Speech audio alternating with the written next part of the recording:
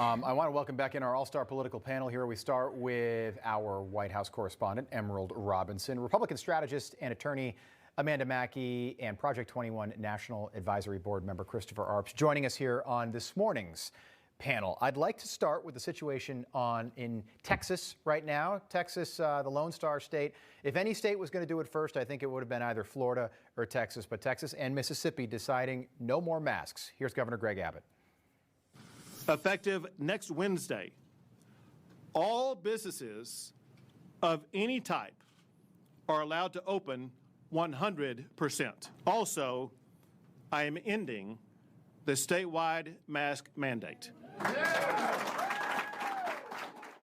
right, so Greg Abbott needed some good press, some good headlines after the situation there, that storm over the past couple of weeks. Emerald, we'll start with you. Do you think more states are going to follow? Yeah, I think so, once the dam breaks. And I think that the success of Ron DeSantis in Florida has emboldened Governor Abbott, and it'll probably embolden some others. But look, Democrats are really upset about this. There's going to be a lot of hit pieces on this in the media, but those same people who are upset about this are okay that also going on in Texas, the Biden administration is releasing illegal immigrants into the interior U.S. who are currently testing positive for COVID. Yeah. So that seems to be okay. Yeah, they said by May, border offices expect up to 13,000 unaccompanied minors, by the way, which, Chris, I thought that we haven't seen that word unaccompanied attached to people crossing the border in quite some time. Certainly not when President Trump was in office, because I thought they were all being ripped from their parents' hands at the border. But now all these minors are apparently unaccompanied. Yeah, that's going to be a big health epidemic, I think, that's coming down in the future. If you look at Florida, how successful they were, we've got 3 vaccines now that are viable, that are working. Experts are saying that by April we could have herd immunity. So I think that it's time to eliminate the mask mandate. I think the governors in Mississippi and Texas are doing the right thing.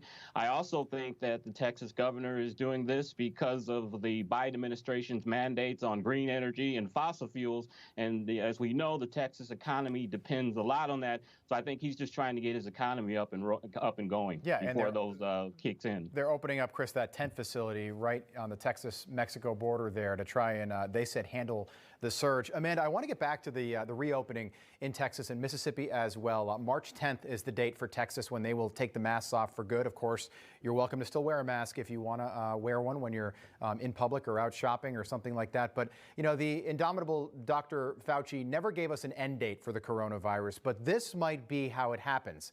We start to get people vaccinated and states start to say, you know what, enough's enough, just like Governor DeSantis said in Florida a long time ago.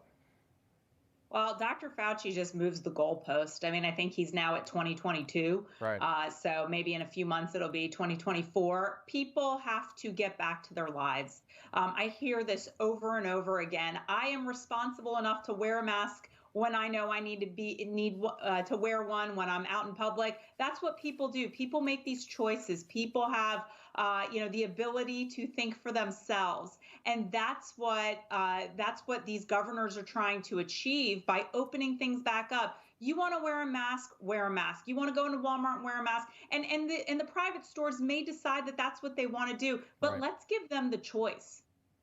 Yeah, I think you bring up a good point there. I want to talk about FBI Director Chris Wray. He's been testifying on Capitol Hill.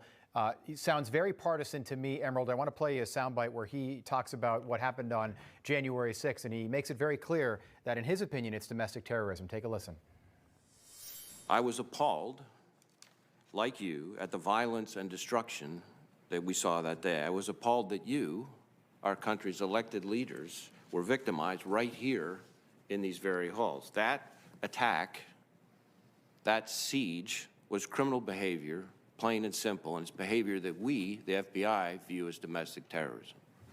It's got no place in our democracy, and tolerating it would make a mockery of our nation's rule of law.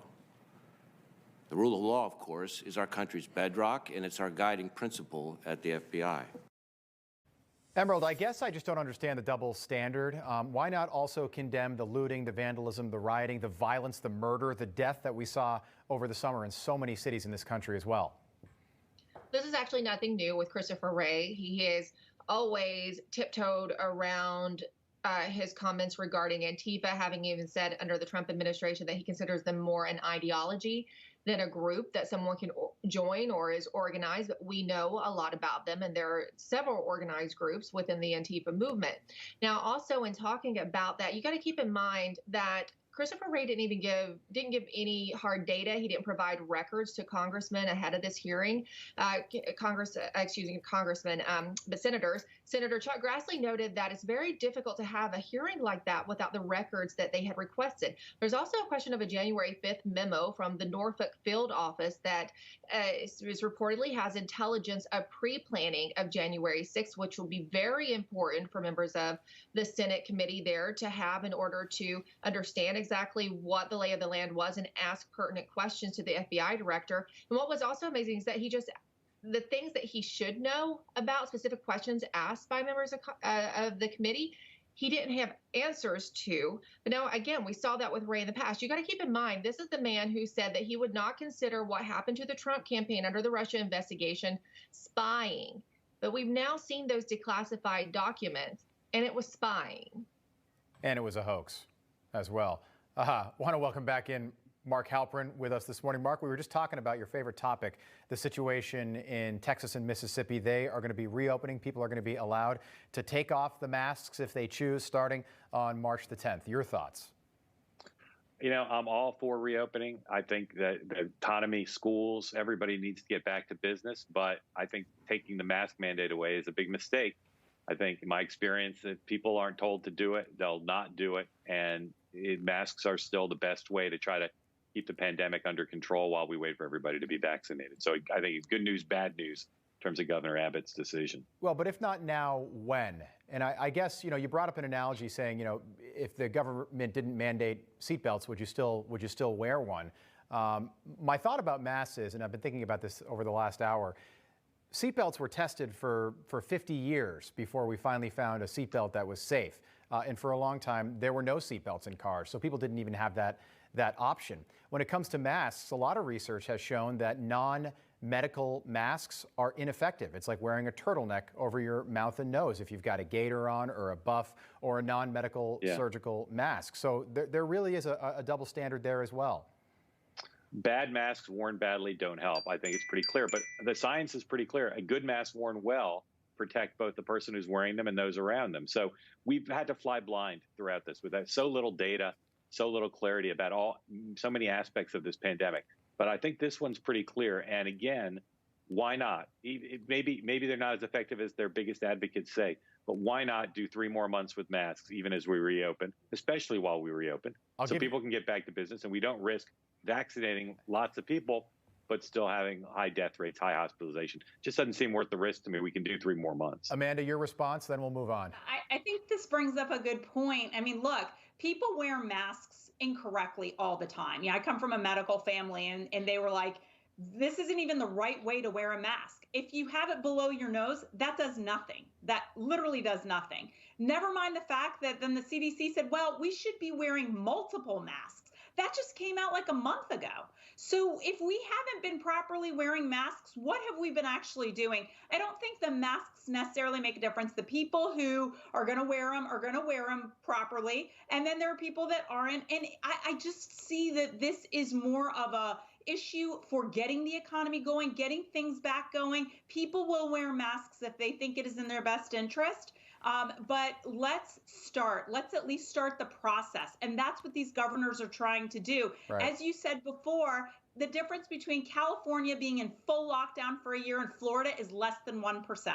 I literally, and I hate the term new normal. I don't want the new normal. I want the old normal back. I don't want the new normal where, no, this is yay. I mean, maybe on airplanes because I always get sick when I travel, but that's it. I want the old normal back. Let's talk about Andrew Cuomo. Nothing to get into there. Here's Chuck Schumer on Andrew Cuomo's future as governor. Take a listen.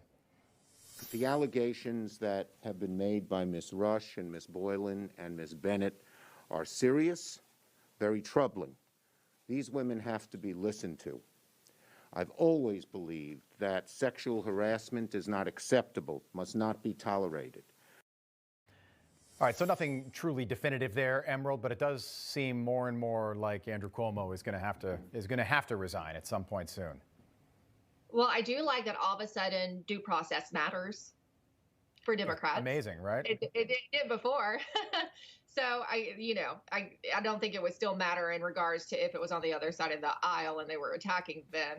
But it's looking very bad for Cuomo. And also he is now very tainted, as I can't remember who made the point in a previous hour. It's very difficult for him to govern right now. And New York is in a critical state and they need a true leader. You're there to help bring the state back.